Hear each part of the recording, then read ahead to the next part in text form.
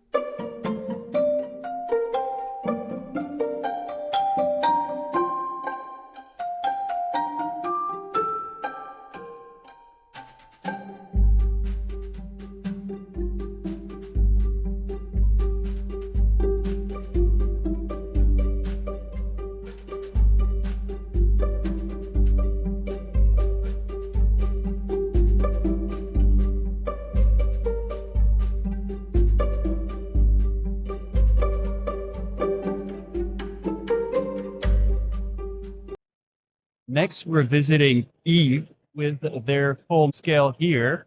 And as you can see, only the colors are really stunning, but it's really the interior and the front axis you have to look at it. This was designed originally for a wheelchair axis. Of course, it uses similar designs to what we've seen before. One thing you will notice is this propeller should look familiar, and that's because this is beta technology propellers. I had to smile for the camera. Okay, here's by the way, this is what happens. This is what happens right here at Vertical DAI.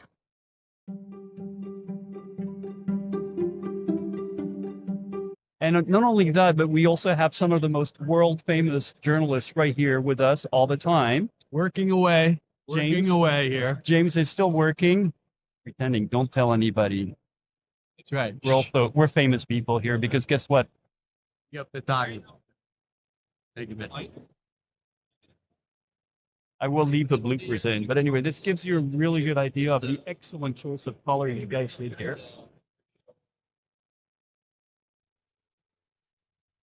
And there we go. Now, what's interesting about this particular aircraft is I was working at eVTOL Mobility many years ago when this was being designed, and it was interesting to talk to the designers about how much work they did on just that door so that a wheelchair could have access to it. And of course, even more interesting these days is where I'm going to step in next inside the cockpit or the flight deck.